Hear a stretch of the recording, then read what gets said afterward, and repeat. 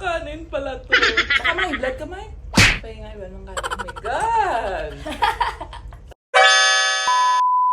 Hey, what's up guys? Welcome back to our channel. At nandito naman ang inyong bagong kalagiliw mag-ina dito sa my social media. Kami po ang... Si Mike bagong gising.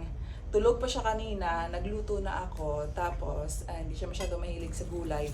Pero, nag-prepare ako ng gulay. And of course, kahit ayaw mo ng gulay, pero meron tayong pampalasa ngayon. Introducing Bawang Gong!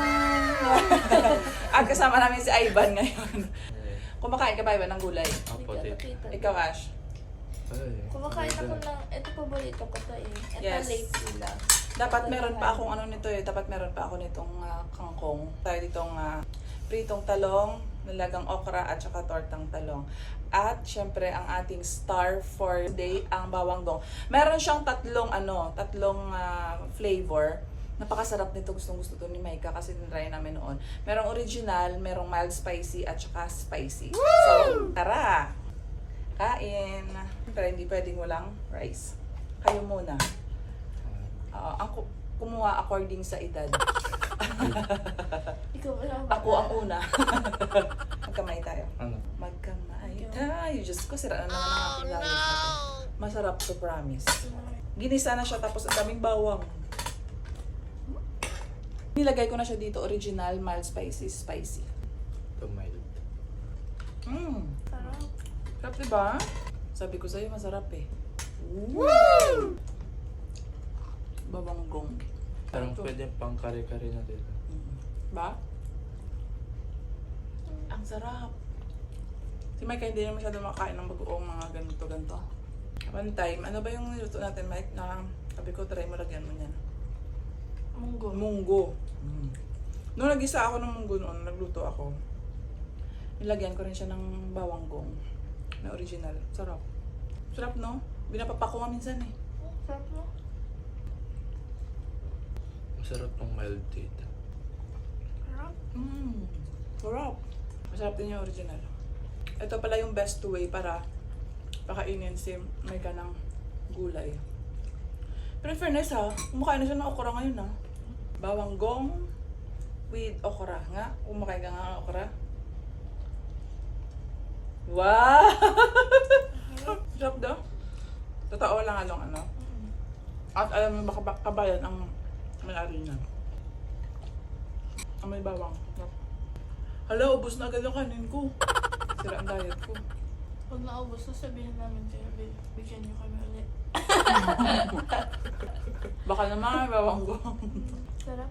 Di ba madami ka na nabigyan ng ganito? Nagbigay sa'yo ng ganito?